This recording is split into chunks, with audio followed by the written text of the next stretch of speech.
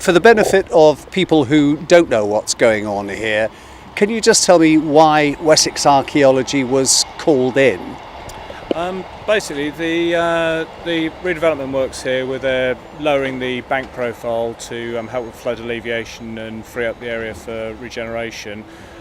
We knew the amount they were dropping the ground by was going to impact and eventually remove a load of archaeology, mostly of 18th and 19th century industry and buildings along the quayside. So we've been called in to record this before it's destroyed.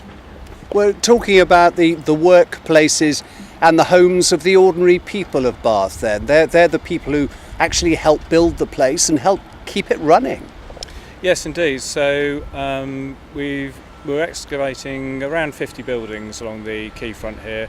They're a mixture of lodging houses, public houses, factories, buildings associated with the quay itself, wharfingers' houses, and lots of small tenements backing off the main streets.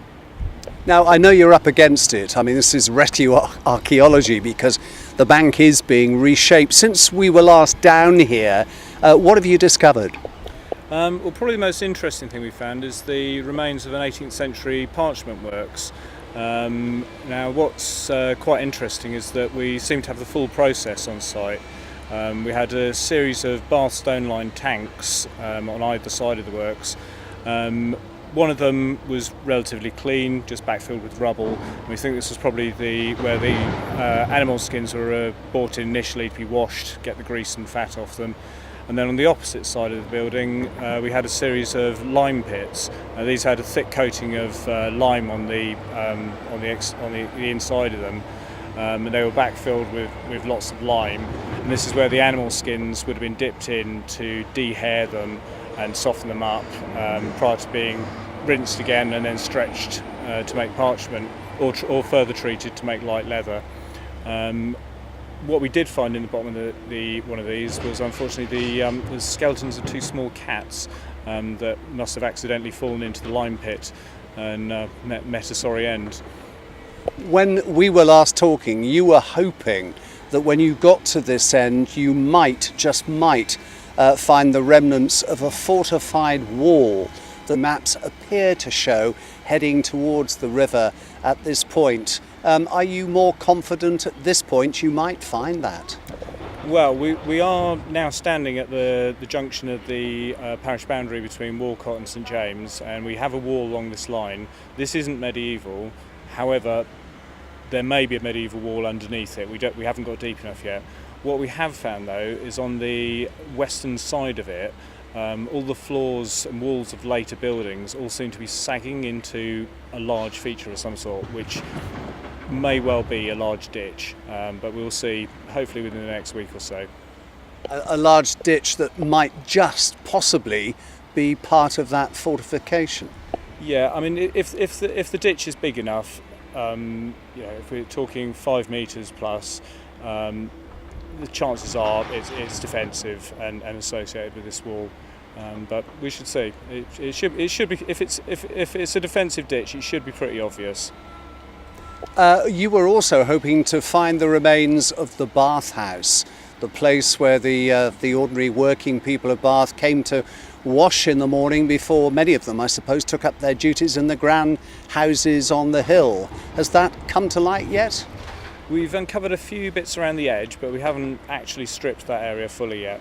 What we have found a bit further to the west of that is the end of Kingsmead Terrace, which is a line of large Georgian houses that were demolished in the mid or late 20th century. These are the houses that a lot of the people running the factories on the rest of the site would have actually lived. So you've got both ends of the social spectrum, unskilled labourers living in lodging houses at one end and the factory owners at the other.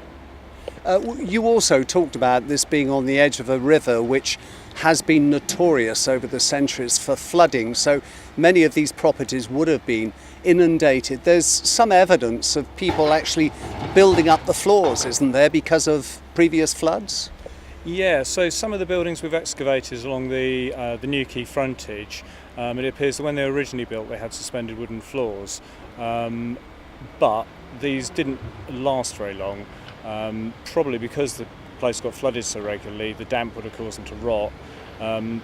The void under the floor, which is up to a metre deep in places, then appears to have been infilled with rubbish to raise the floors up, and then they were then refloored with pennant flooring. But we've been finding interesting and nicely datable artefacts from the floors under these, lots of pottery and clay pipes, that kind of thing. It's rescue archaeology, Cai, as we've mentioned before, so there's a great deal of pressure on you guys. The weather so far not too bad?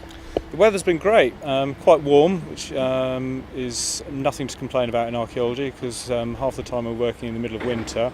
But yes, hopefully we'll get it all finished before the weather closes in. And the great thing is, although this is being swept away, you guys are recording it. Yes, we've made a full drawn, surveyed and photographic record of everything we found here. Once we've had time to digest what we've got and interpret it, we will be able to disseminate this to the public.